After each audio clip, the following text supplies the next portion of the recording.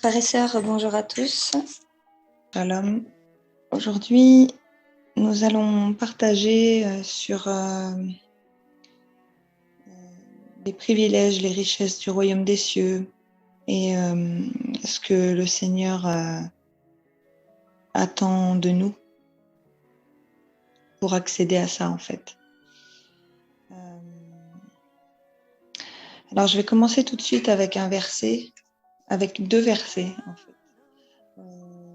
D'abord, le verset dans le livre de Marc au chapitre 10 et au verset 24. Je lis. Les disciples furent étonnés de ce que Jésus parlait ainsi. Et reprenant, il leur dit : Mes enfants, qu'il est difficile à ceux qui se confient dans les richesses d'entrer dans le royaume de Dieu. Il est plus facile à un chameau de passer par le trou d'une aiguille qu'à un riche d'entrer dans le royaume de Dieu. Les disciples furent encore plus étonnés et ils se dirent les uns aux autres : Et qui peut être sauvé ? J'ai été un petit peu plus loin que le verset 24 parce que je trouve que voilà, c'est plus complet en fait. Donc ça c'était Marc chapitre 10 de 24 à 26 et alors sur le même ton on va lire Matthieu chapitre 19 verset 24 à 26 aussi. Le Seigneur fait bien les choses. Alors je vous le dis encore, il est plus facile à un chameau de passer par le trou d'une aiguille qu'à un riche d'entrer dans le royaume de Dieu. Les disciples ayant entendu cela furent très étonnés et dirent : Qui peut donc être sauvé ? Jésus les regarda et leur dit : Aux hommes, cela est impossible, mais à Dieu tout est possible. Je voulais commencer par ces deux versets parce que là on a déjà un premier gros conseil entre guillemets que Jésus nous donne, c'est de ne pas s'attacher à tout ce qu'il y a ici en fait. Alors c'est vrai que quand on le lit comme ça, voilà, on pense qu'on comprend dans le sens large en fait ce qu'il veut dire. Et moi j'ai eu cette grâce ce matin de le comprendre encore un peu plus en profondeur. Alors voilà, par la grâce du Seigneur, j'espère que ce message va pouvoir travailler en vous comme il a travaillé en moi. Au début, je n'étais pas censée faire ce partage et voilà, le Seigneur m'a poussée. Donc voilà, que toute la gloire lui soit rendue. Donc frères et sœurs, aujourd'hui, on va donc partager sur ces privilèges qui nous sont accordés en tant qu'enfants de Dieu. Dans la Bible, on trouve plusieurs versets qui font référence à cela, et beaucoup, même d'ailleurs il y a beaucoup de versets qui parlent de ça. Globalement, dans Matthieu, Jésus nous met en garde contre la richesse. Il veut nous demander, est-ce qu'il veut nous demander d'être pauvres et malheureux ? Parce que voilà, quand on lit ces versets-là, au premier abord, on est tenté de se dire ah bon, alors le peu que j'ai, il faudrait que je me dépouille de tout, quoi, pour lui plaire ou pour arriver à être à la hauteur de ce qu'il demande. Mais est-ce que vraiment Jésus a envie qu'on devienne pauvre ? Pauvre, je parle matériellement dans la vie, parce qu'à partir du moment où on reçoit Jésus, la Bible nous dit que voilà, nous avons la richesse qui peut pas périr, quoi. C'est la richesse impérissable, non pas les richesses de ce monde qui peuvent rouiller, moisir, etc.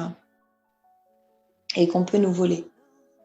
La richesse qu'on obtient quand on accueille Jésus dans sa vie, dans son cœur, personne ne peut nous la voler. Si on s'en détache, c'est parce que nous, en fait, on a fait des choix, on a pris des décisions qui conduisent à ce résultat-là. Mais personne ne peut nous voler cette richesse-là.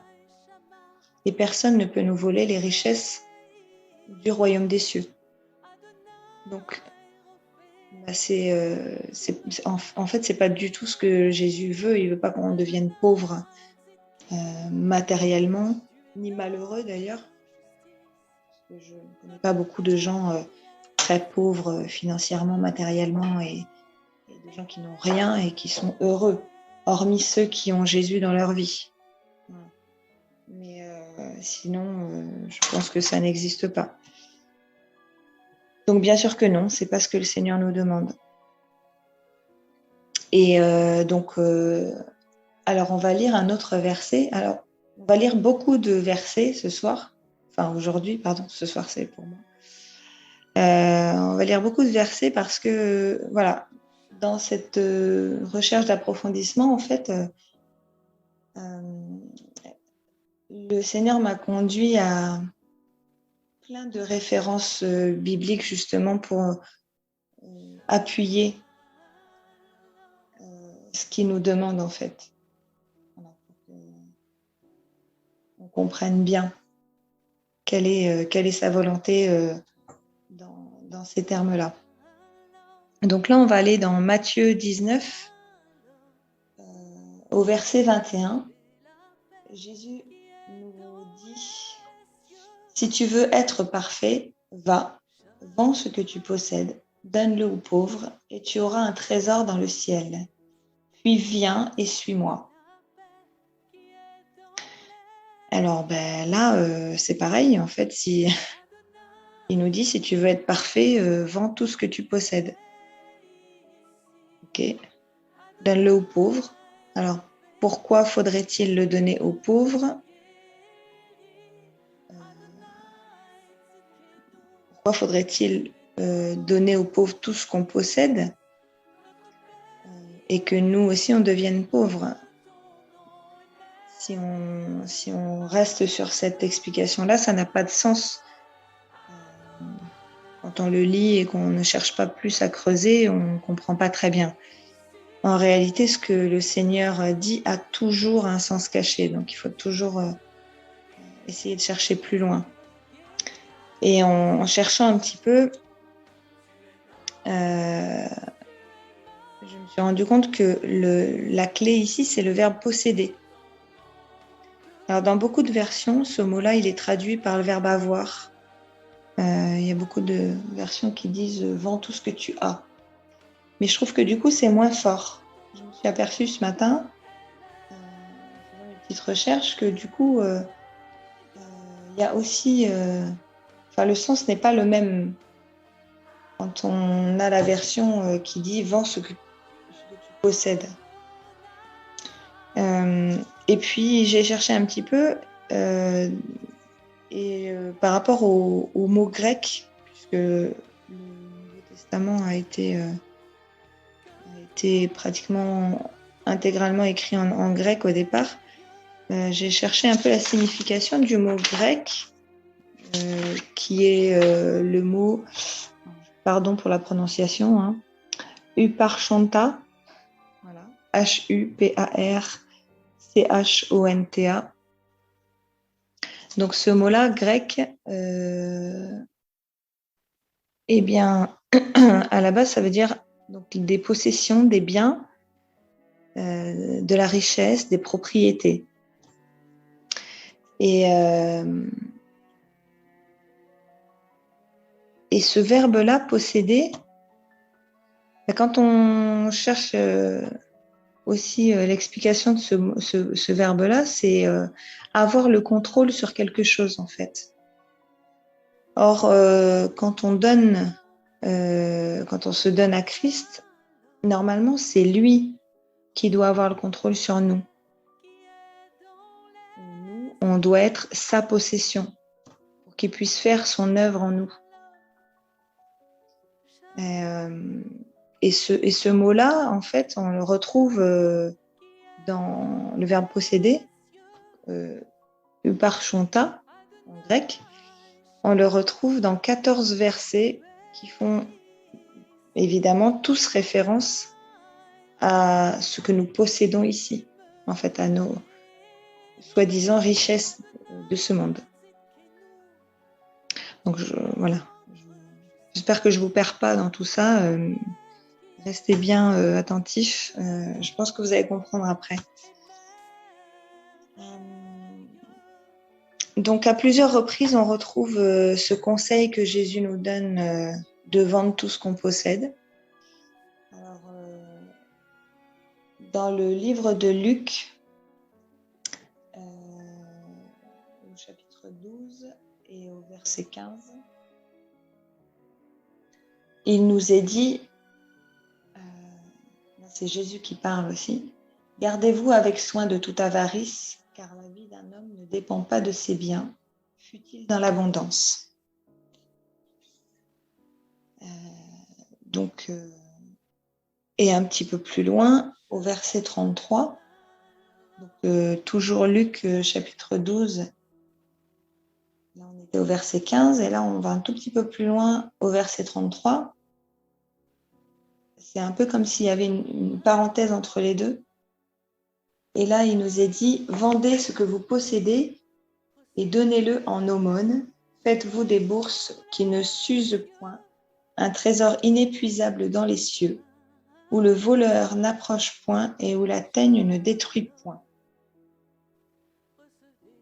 Donc là, on commence à préciser un petit peu plus ce qui nous est demandé, puisque Jésus nous met en garde contre l'avarice. Et il nous dit clairement que la vie d'un homme ne dépend pas de ses biens. Alors, la vie, sous-entendu, sa vie d'après, hein, pas sa vie d'ici. Fût-il dans l'abondance, il nous dit. C'est sûr que on peut être dans l'abondance de plein de choses, hein, pas forcément d'argent, mais dans l'abondance de plein de choses. Et considérer ça comme des biens. Donc, peu importe ce qu'on considère être avoir comme possession. Ça peut être avoir une grande famille, être très très attaché à une grande famille. Ça peut être toutes sortes de choses sous forme d'addiction. Ça peut être de l'argent, évidemment. Ça peut être, je sais pas, des meubles auxquels on tient. Ça peut être des voitures. Ça peut être un travail qui prend toute la place. Et ça peut être aussi par le travail, justement, avoir un poste à responsabilité et avoir des gens sous ses ordres, sous nos ordres. Ça peut être plein de choses, en fait. Et toutes ces choses-là, en fait, le Seigneur, il considère, lui, il les appelle nos biens. Et parce qu'il y a des gens ici qui ne les nomment pas de cette manière-là, mais pour eux, ils ne peuvent pas se détacher de ça. Parce que c'est quelque chose qui leur est agréable, c'est quelque chose... voilà, si vous leur demandez s'ils devaient échouer sur une île déserte, qu'est-ce qu'ils emmèneraient, voilà, souvent, c'est pas ce qui vient en premier forcément, mais ils se rendent compte qu'ils pourraient pas se passer de certaines choses. Donc voilà, ça peut être toutes sortes de choses. Et c'est ça, en fait, que le Seigneur, il veut dire. C'est pas des biens, il fait pas seulement référence aux biens matériels, mais il y en a certains, c'est c'est l'abondance de la nourriture, c'est l'abondance de l'alcool, ça peut être les femmes ou les hommes, l'abondance sexuelle, ça peut être plein de choses en fait. Et donc tout au long des récits que la Bible nous raconte, qui nous sont donnés, on peut voir que c'est Dieu qui bénit. Donc là, je fais juste une petite parenthèse. Je vais faire une petite parenthèse par rapport à la bénédiction, parce qu'on va voir en fait que du coup, c'est un peu l'antidote par rapport à ce que le Seigneur nous demande de faire, quoi. On a l'impression là que quand on lit ces versets-là, on se dit oh là là, moi je serais pas capable. Oui, alors c'est sûr, hein. Voilà. On n'est pas capable de faire les choses par nous-mêmes, et c'est pour ça que on accepte d'ailleurs d'être la possession du Seigneur Jésus, parce que c'est quand on a cette position-là, en fait, on se laisse dominer par lui, qu'il est réellement notre Seigneur.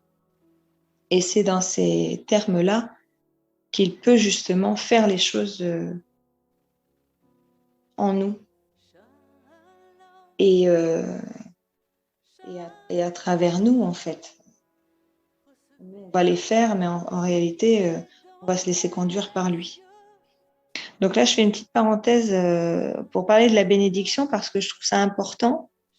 Et on va se rendre compte que si on ne fait pas confiance à notre Seigneur, à notre Dieu, concernant la bénédiction, eh ben, on ne peut pas appliquer ce que le Seigneur Jésus nous demande. Et il y a un verset qui j'ai toujours beaucoup aimé, mais souvent j'arrive pas à retenir dans quel livre on peut le trouver. Là, je l'ai retrouvé tout à l'heure. Alors, c'est dans le livre de Deutéronome au chapitre 28 et au verset 8. Il nous est dit, concernant la bénédiction, donc, l'Éternel ordonnera à la bénédiction d'être avec toi dans tes greniers et dans toutes tes entreprises. Il te bénira dans le pays que l'Éternel ton Dieu te donne. Il y a beaucoup, beaucoup, beaucoup de versets qui parlent de la bénédiction. Mais celui-là, je trouve que du coup, on commence à avoir un petit éclaircissement sur la solution. On nous demande de donner tout ce qu'on a, de nous dépouiller en fait, d'accepter de ne plus rien, de ne plus être attaché à rien ici, hormis notre attachement au Seigneur Jésus.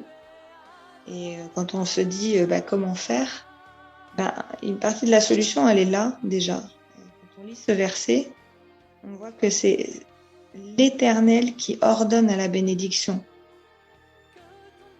d'être avec toi dans tes greniers, dans tes entreprises. Donc ça veut dire, voilà, si tu le laisses en premier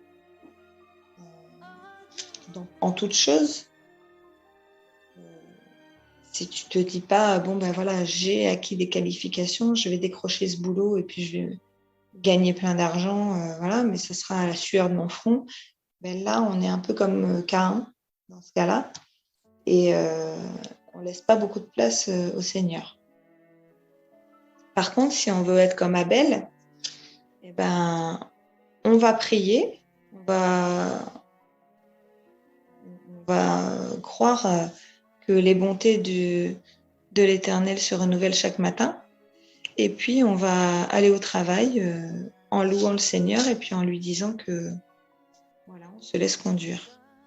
Donc, c'est l'Éternel qui ordonne à la bénédiction et c'est pas la bénédiction qui vient par chance ou je sais pas comment la plupart des gens voient ça, mais La bénédiction, elle n'arrive pas comme ça, en claquant des doigts. Elle est forcément associée à Dieu. Et souvent, on a tendance à confondre les provisions pour nos besoins et le confort pour notre vie.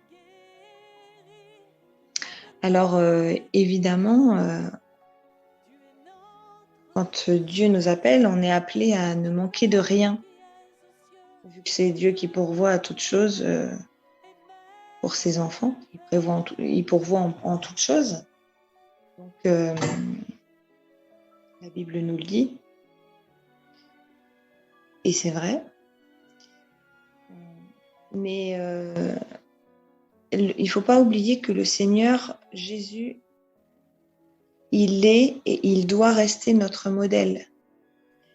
C'est ce modèle-là, en fait, c'est le modèle de celui qui s'est complètement dépouillé de toutes ses richesses et de tous ses privilèges pour venir sur Terre nous sauver.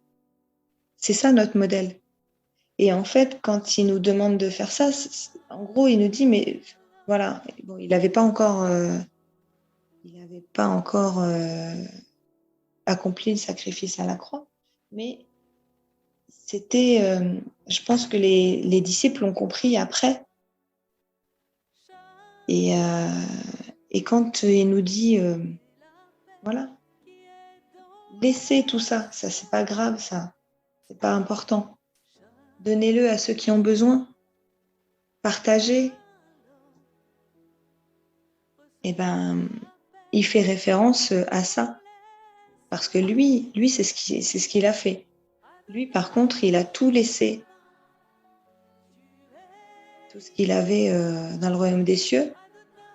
Il est descendu ici, là. Et on va lire dans Philippiens au chapitre 2.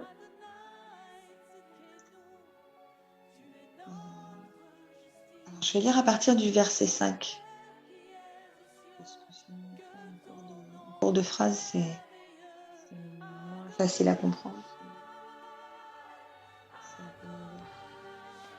Dans Philippiens chapitre 2, à partir du verset 5 jusqu'au verset 8. Ayez en vous les sentiments qui étaient en Jésus-Christ, lequel, existant en forme de Dieu, n'a point regardé comme une proie à arracher d'être égal avec Dieu, mais s'est dépouillé lui-même en prenant une forme de serviteur, en devenant semblable aux hommes et ayant paru comme un simple homme. Il s'est humilié lui-même, se rendant obéissant jusqu'à la mort, même jusqu'à la mort de la croix. En fait, il s'est fait serviteur. Il a accepté d'être serviteur alors qu'à la base, il était souverain.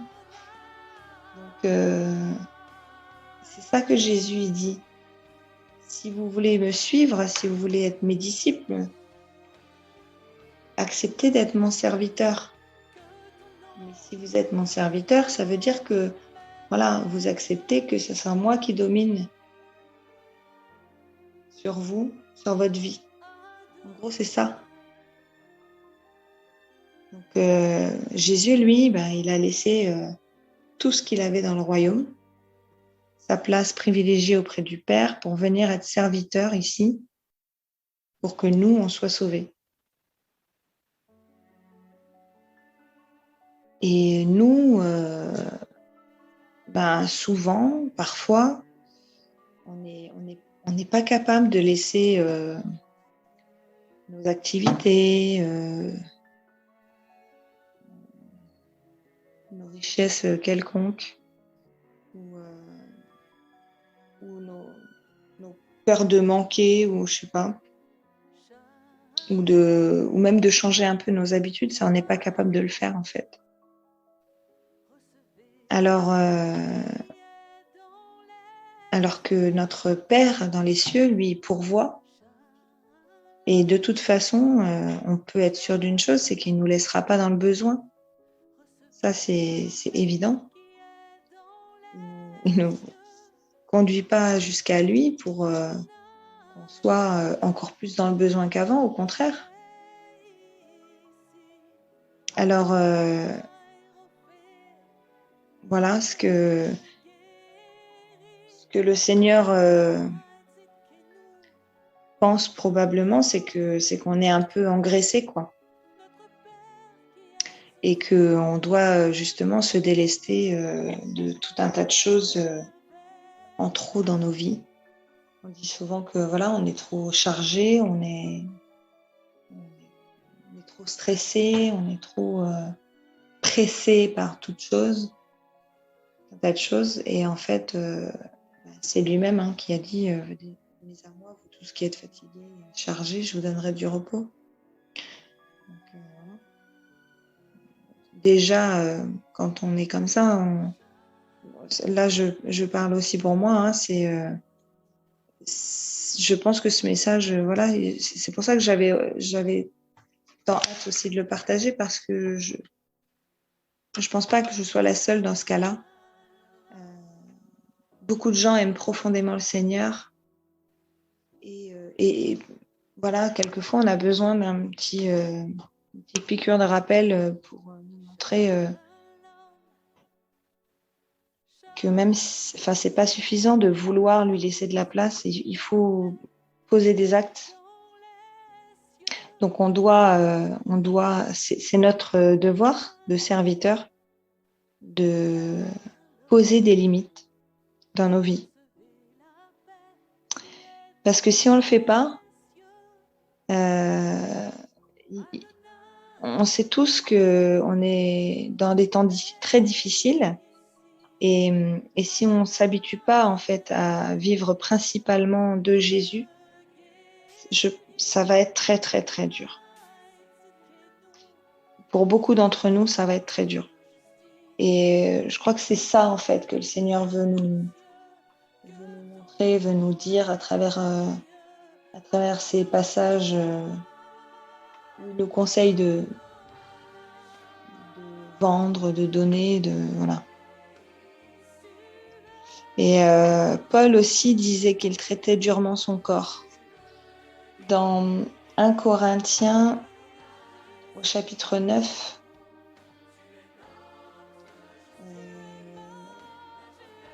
je vais lire à partir du verset 25 jusqu'au 27.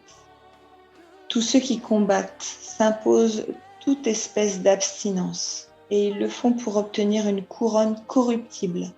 Mais nous, faisons-le pour une couronne incorruptible. Moi donc, je cours, non pas comme à l'aventure. Je frappe, non pas comme battant l'air. Mais je traite durement mon corps, et je le tiens assujetti de peur d'être moi-même rejeté après avoir prêché aux autres. Paul, lui, voilà, il dit que il se tenait justement dans une position où il en voulait pas trop, parce qu'il prêchait ça aux autres.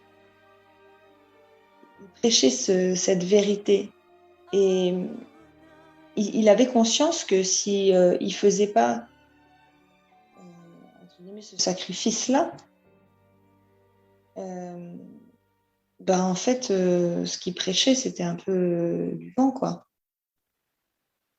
Donc, il disait qu'il avait peur d'être rejeté après avoir prêché si il agissait pas comme ça. Parce qu'on aurait pu lui dire, oui, mais enfin, toi, tu dis ça, mais à côté de ça, comme font certains représentants de certaines religions, peut-être. On a les exemples en ce moment où, voilà, des prêtres ou des prêtres qui ont fait vœu de pauvreté se retrouvent avec quand même de belles richesses, plus d'argent que certains de leurs fidèles. Et puis on a des pasteurs aussi, on a, voilà, je ne connais pas toutes les dénominations, mais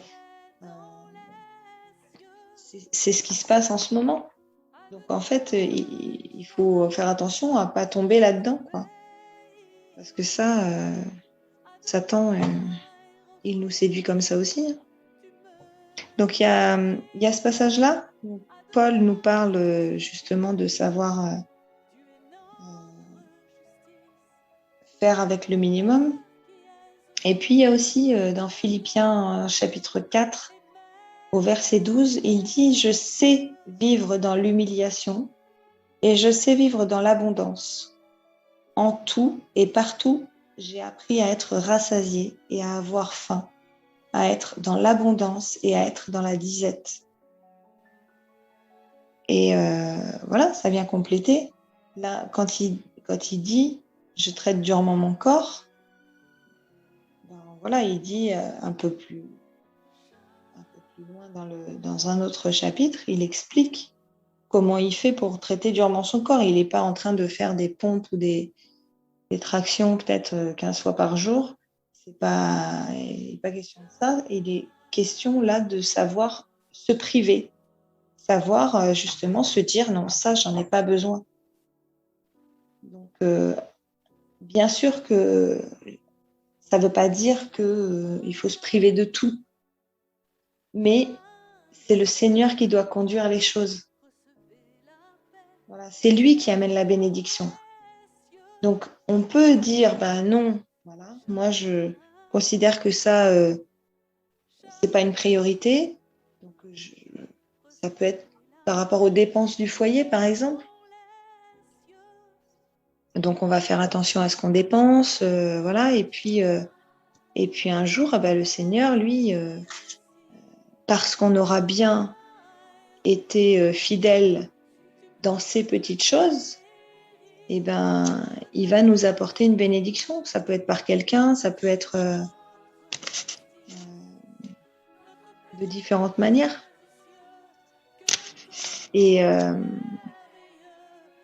Et du coup, c'est ça qui nous encourage et c'est ça qui nous montre aussi qu'on peut lui faire confiance, qu'il prend soin de nous. Donc si à un moment donné, voilà, on prend cette résolution-là de dire, bah, Seigneur, moi je te suis et je fais comme tu dis, voilà, je vais couper avec plein de choses. Mais si toi, tu penses que je peux être bénie de différentes manières, d'autres manières, gloire à toi. Et là, on laisse agir Jésus. Voilà, donc on a dit que Paul, il avait l'habitude justement de pouvoir se passer de plein de choses, mais il dit aussi qu'il sait vivre dans l'abondance, mais ça lui tente pas la tête. Et c'est pas pour autant que si l'abondance s'arrête et qu'il retombe dans la faim ou l'humiliation, pardon, ou l'humilité aussi, voilà, il va pas se plaindre tout le temps. C'est comme ça, c'est le Seigneur qui conduit toutes choses. C'est Job, hein, je crois qu'il disait, je sais plus comment c'est dit, que voilà, le Seigneur, c'est lui qui donne la vie, mais c'est lui qui reprend aussi. Donc c'est lui qui décide. Et si c'est bon pour nous aussi, parce que c'est bon aussi pour nous d'être dans les difficultés quelquefois, parce que ça nous fait redescendre de notre orgueil et c'est là qu'on se rend compte que il faut que Jésus soit tout puissant.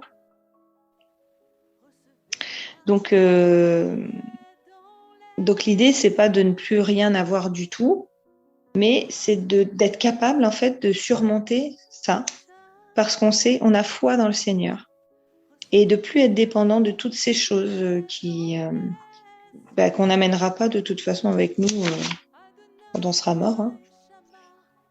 En enfer, ça ne nous servira plus à rien et au royaume des cieux non plus. Parce que au royaume des cieux, les richesses sont innombrables, sont telles qu'on ne peut même pas les imaginer. Voilà. Donc Jésus nous demande de nous débarrasser des choses qui nous encombrent pour lui laisser la place, lui laisser toute la place, qui passe en premier. Et quand on lit un petit peu les évangiles, on se rend compte que Jésus, quand il avait besoin de dormir, Dieu pourvoyait. Il y avait toujours quelqu'un qui était là pour lui ouvrir sa porte. Quand il voulait un endroit pour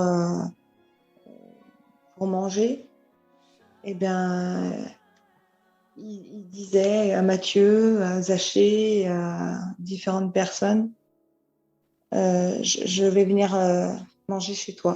Et on lui disait, bah oui, viens manger. Quand il a demandé pour préparer la Pâque, on lui refusait pas. En fait, Dieu pourvoyait à chaque fois quelqu'un l'invitait. Quand il avait besoin de se déplacer, il trouvait une barque, un bateau ou même un ânon quand il a eu besoin. Et voilà, il avait confiance, il a dit à ses disciples, allez voir cet homme et dites-lui que le maître en a besoin. Et les disciples, je pense qu'ils y sont allés, mais voilà, ils avaient sans doute confiance dans le Seigneur Jésus, mais tout en se disant, ben, ok, on y va, mais là, bon, bah, au pire, il va nous dire non, quoi. Voilà. Et puis non, il n'a pas dit non, parce que Jésus savait. Jésus, il avait une vraie relation avec son Père. Donc, en fait, il savait que tout ce dont il avait besoin, il demandait et il l'obtenait.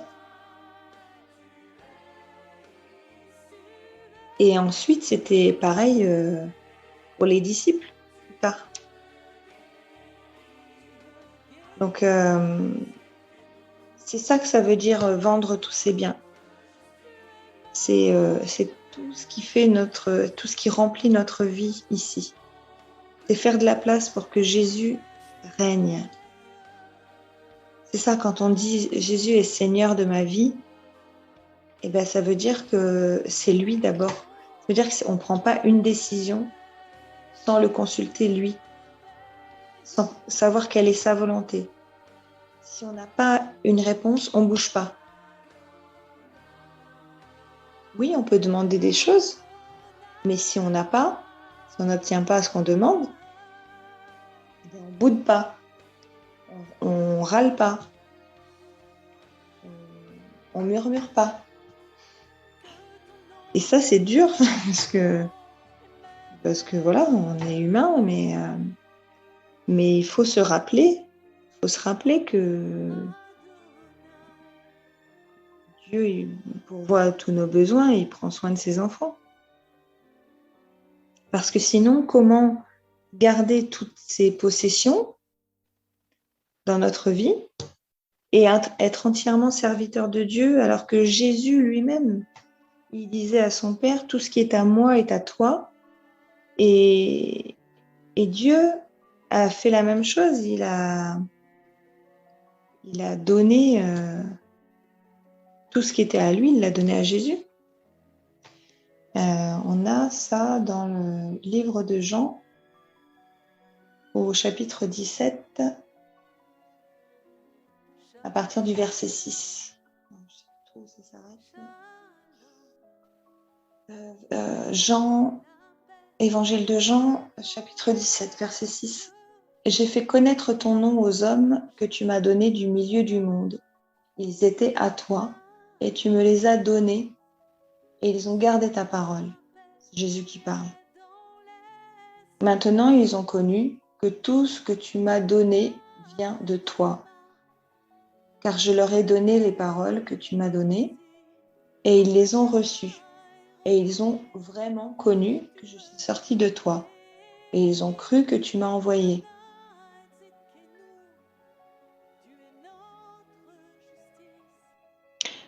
Donc, voilà, là, on voit que, en fait, Jésus, il fait un avec Dieu, avec son Père, parce que les paroles lui ont été données, il les a données aux disciples, et les disciples ont cru et ont reçu. Donc, ça veut dire que les disciples font un aussi avec Jésus et avec le Père. On ne peut pas dire qu'on sert le Seigneur. D'ailleurs, Jésus a dit que si on dit qu'on ne connaît pas le Père, ben, en fait, on ne connaît pas Jésus, quoi. Forcément, il a dit nul ne vient au Père si ce n'est en passant par moi. Donc voilà. Donc lui, il a toujours fait qu'un avec son Père. Ses biens aussi sont à Dieu, mais alors les biens du Père étaient les siens, etc. Mais lui, qu'est-ce qu'il considérait exactement comme étant son bien, Jésus? Ben, en fait, on voit que là,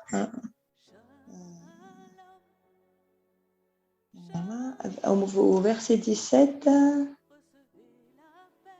voilà, au verset 11, il dit « Je ne suis plus dans le monde et ils sont dans le monde et je vais à toi. Père Saint, garde en ton nom ceux que tu m'as donnés afin qu'ils soient un comme nous. Lorsque j'étais avec eux dans le monde, je les gardais en ton nom. J'ai gardé ce que tu m'as donné et aucun d'eux ne s'est perdu, sinon le fils de la perdition, afin que l'écriture fût accomplie. » Et lui, Jésus, ce qu'il considère comme son bien, c'est nous qui croyons en fait. C'était les disciples à ce moment-là, mais il parle aussi, à un moment donné, il parle de ceux qui vont croire, ceux qui se confient en lui.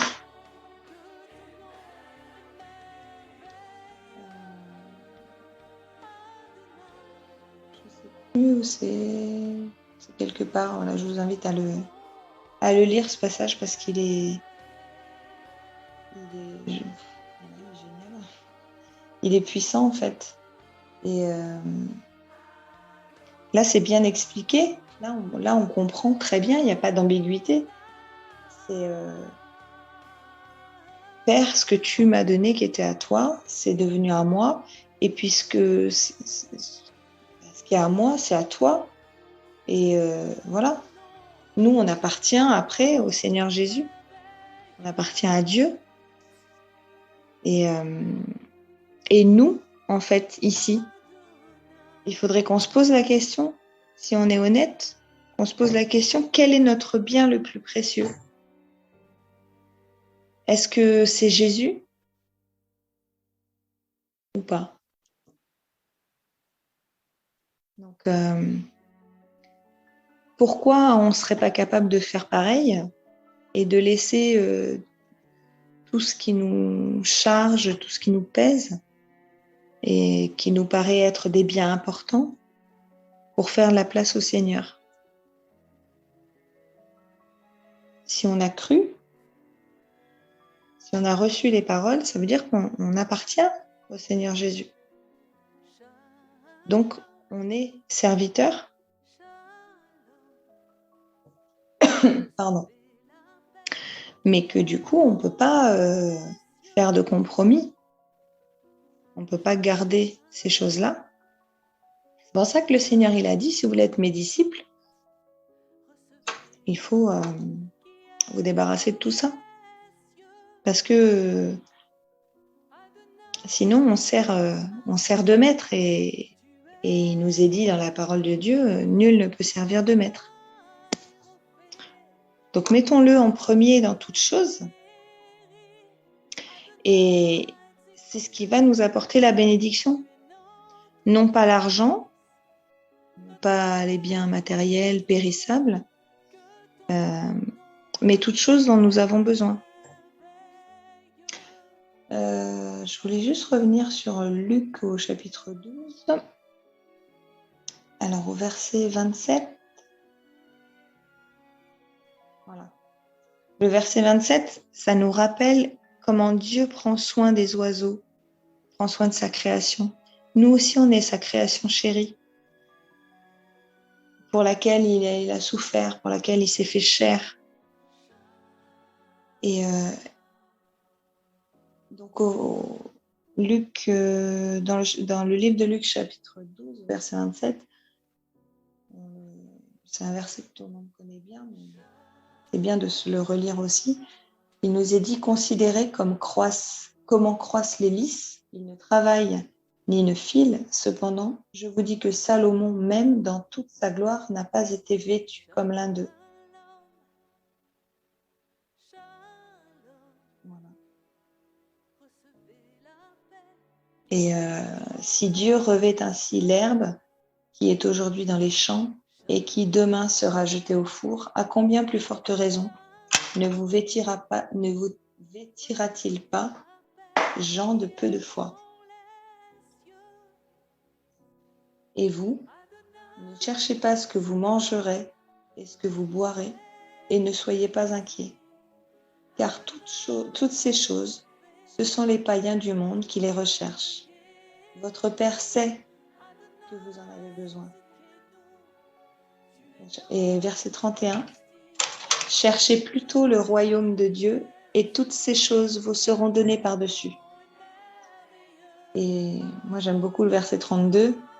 Ne crains point, petit troupeau, car votre Père a trouvé bon de vous donner le royaume.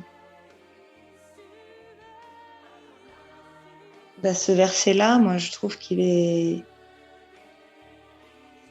Là, on est enveloppé par l'amour du Père, en fait.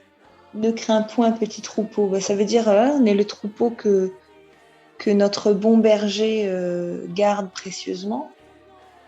On fait partie de ce troupeau. Si on lit cette parole et qu'on la reçoit dans notre cœur, mais c'est sûr que voilà, on ne peut pas douter ni de l'amour du Père, ni de sa fidélité. Et après, il nous est dit, car votre Père a trouvé bon de vous donner le royaume. Waouh! Quelle espérance, quelle promesse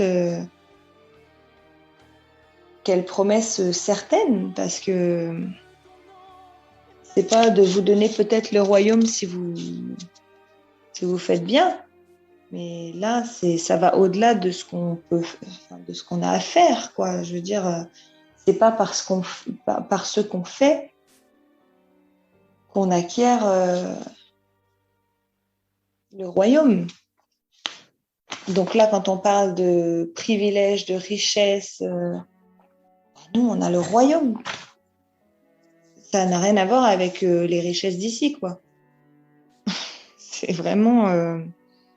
c'est incomparable. Et dans Luc, au chapitre 14, pour continuer sur cette belle lancée, au verset 33, on nous dit « Ainsi donc, quiconque d'entre vous ne renonce pas à tout ce qu'il possède ne peut être mon disciple. » Ça, c'est Jésus qui dit « Attention, parce que voilà, moi, je ne vous demande pas de faire grand-chose, mais je vous demande juste de renoncer, en fait, à vous enrichir ici. Parce que, de toute façon, vous serez, mais 1 milliard de fois plus riche parce que vous aurez le royaume là-haut. Les richesses là-haut, elles sont incomparables, elles sont incalculables. Et du coup, on a une histoire qui nous montre bien que ce que dit le Seigneur Jésus là est vrai.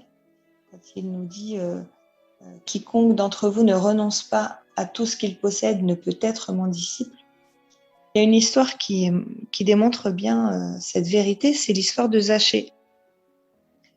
Et Zachée, c'était un homme cupide qui avait beaucoup, beaucoup d'argent, qui passait son temps à compter son argent, à le protéger. J'imagine qu'il devait avoir des coffres forts, je sais pas, à l'époque, toutes les dispositions qu'on pouvait avoir pour garder son argent. Et il passait son temps à escroquer les gens aussi. Mais le jour où il a vu Jésus, où il a entendu que Jésus venait, il a cherché à le connaître. Et finalement, il l'a trouvé, il lui a ouvert sa maison, il l'a invité à sa table. En fin de compte, il s'est humilié.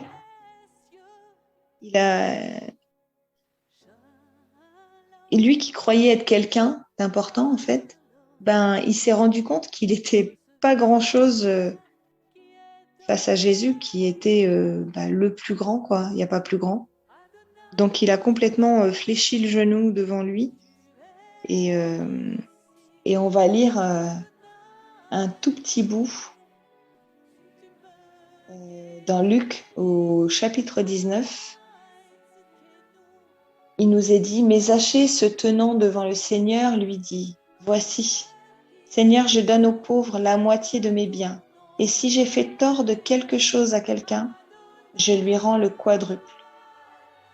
Jésus lui dit, le salut est entré aujourd'hui dans cette maison, parce que celui-ci est aussi un fils d'Abraham. En fait, sa conversion à Zachée, elle est telle qu'elle a échappé à personne, en fait. Et tout le monde a vu le changement, parce que non seulement il a remboursé, mais des fois 4 fois plus par rapport à ce qu'il avait volé.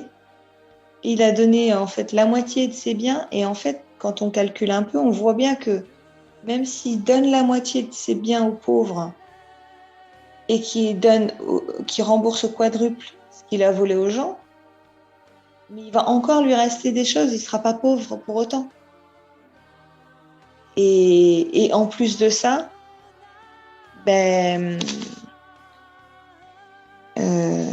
quand Jésus lui dit aujourd'hui le salut est entré dans cette maison, il n'a pas dit sur ta vie, il a dit dans cette maison. Et voilà la rétribution qu'on obtient quand on fait ce que le Seigneur nous demande de faire. La récompense, elle est immédiate. Déjà, on accède au salut. Donc c'est glorieux. Et il y a un autre exemple aussi où on voit que c'est dans Actes chapitre 4. Les apôtres, quand ils ont commencé leur ministère, les gens ils vendaient tous leurs biens. Ils vendaient leur terrain, ils vendaient leur maison, ils vendaient tout ce qu'ils avaient et ils mettaient tout en commun. Ils travaillaient en fait ensemble. Ils avaient cette notion de travailler ensemble pour le royaume. Ils considéraient qu'ils étaient un seul, quoi, en fait. Il y avait eux, il y avait les apôtres, et puis il y avait le Seigneur Jésus, il y avait le royaume. Tout ça, c'est ce qui constituait le royaume, en fait. Et c'est exactement comme Jésus disait qu'il faisait quand il faisait un avec son Père et ses disciples. Donc on voit qu'au début, il n'y avait pas cette notion d'appartenance à la religion, de quoi que ce soit. C'était vraiment l'appartenance au royaume qui prédominait.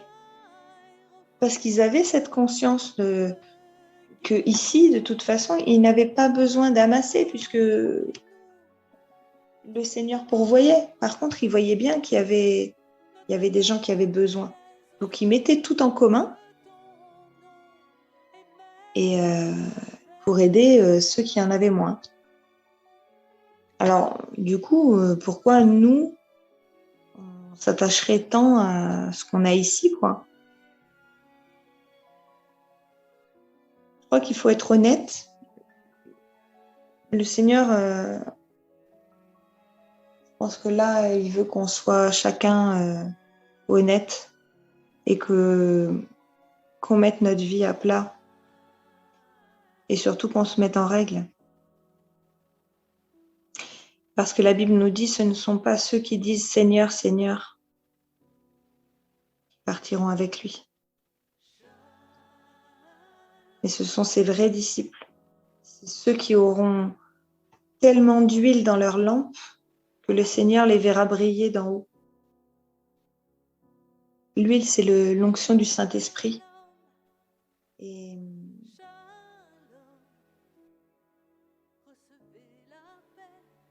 c'est aussi un peu cette foi inconditionnelle qu'on lui voue, quoi.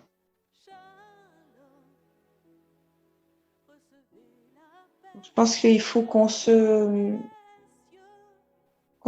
vraiment qu'on se concentre sur tous ces exemples qu'on a dans la Bible aussi. La vie de Paul, elle est vraiment...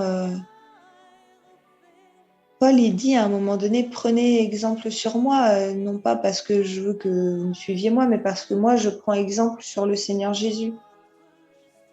Et dans 1 Corinthiens 13, au verset 3, il dit « Et si je distribue tous mes biens aux pauvres, si même je livre mon corps aux flammes, mais que je n'ai pas l'amour, cela ne me sert à rien. » Ben oui, parce que le Seigneur Jésus, il dit « Aidez les pauvres, donnez vos biens aux pauvres. » Mais ça, on ne peut pas le faire si on n'a pas l'amour du Seigneur. Si on n'a pas le Seigneur qui a mis cette graine d'amour pour notre prochain dans notre cœur, on ne peut pas donner.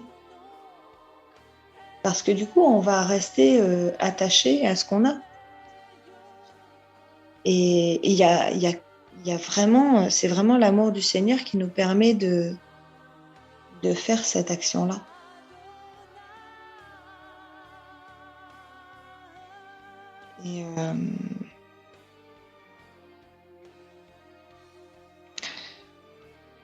Et donc voilà, et donc pour conclure, parce que je pense que j'ai été un peu longue,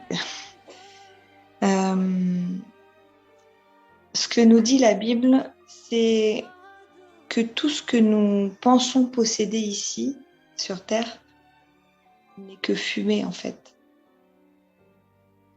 C'est rien comparé à ce que nous aurons là-haut. C'est rien comparé à ce que Dieu met à notre disposition. Et même toutes ces choses qu'on peut acheter ici, si on arrête de les acheter et qu'on obtient peut-être des choses, je sais pas, moins grandes ou qui paraissent moins importantes, mais accordées par la bénédiction de Dieu, c'est quand même 1000 fois mieux que ces choses qu'on achète. Faut pas oublier quand même qu'il y a un verset important